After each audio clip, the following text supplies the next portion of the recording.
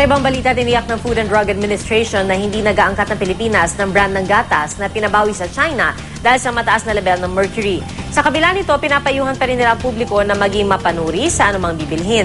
Narito ang report ni Julius Segovia. June 30 nang simulang i-pull out sa merkado ng milk company na Yilis ang Kuan Yu infant formula milk sa China matapos madiskubring may mataas na mercury content.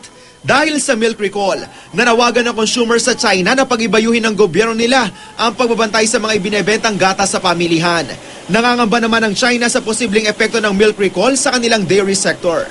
Sa gitna nito, nilinaw ng Food and Drug Administration o FDA na sa China at hindi sa Pilipinas ni-recall ang infant formula milk na Yilis Kuan Yu milk powder. Magandang senyales daw ito na sa China pa lang nasasala na ang mga produktong kontaminado ng nakalalasong kemikal. Wala po kaming binibigay na importation clearance for milk products from China. So mas mabuti na yung ganun, wala pa sa atin, nagbabantay na po tayo, magmamatsyag na po tayo. Nakamamatay raw ang mercury kapag direktang pumasok sa nervous system ng isang tao. Ayon nga sa US Center for Disease Control, nakakasira ng utak at kidney ang mataas na level ng mercury sa katawan ng tao. Pwede siyang mauwi sa cancer or pwede siyang peripheral neuropathy, yung mga paninigas, pananakit ng ganamnan, ganyan. At may effects din sa development ng isang growing child.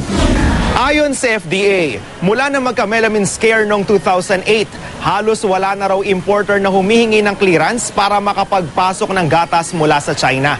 Kaya kung sakaling may mga Chinese milk product daw sa merkado, paniguradong kontrabando ang mga ito. Sa supermarket na ito sa Makati, wala ni isang Chinese milk products estante. Naaktuhan pa ng news team ang may bahay ni Vice President Jejomar Binay na si Dr. Elenita habang namimili roon ng gatas para sa kanyang mga apo. Siguro ito mga consumers na dapat maging very careful dun sa kung anong produkto yung binibili nila. Pero pag-amin ng FDA, hindi pa rin daw 100% tiyak na walang nakakapasok na Chinese milk products sa Pilipinas. Posible pa rin daw makapuslit o mas smuggled sa bansa. Pero ang mga consumer, mapanuri na sa pamili. Hindi naman ako bumibili ng ikasama para sa anak ko eh. Mabuti na rin nga yung umiiwas tayo sa mga ganong ano. Kaya nga ang binibili namin, sigurado na. Mas maganda may brand yata bilihin mo eh. Subok na. Dagdag ng FDA, dapat daw may food registration number ang gatas, may proper label, may pangalan ng manufacturer at distributor. Para ma-avoid yung detection, i-repack ng ating mga ibang mga negosyante dyan para ibenta sa i-retail nila yan, sabihin mas mura, kaya naka-repack, naka-retail. Yung pong palaging babala ng FDA, iwasan pong bumili ng mga wala sa kanilang original packaging. Katuwang din ng FDA sa pagbabantay sa merkado ang DTI. Huwag kayong basta-basta bumibili ng anything that is repacked, anything that you don't understand.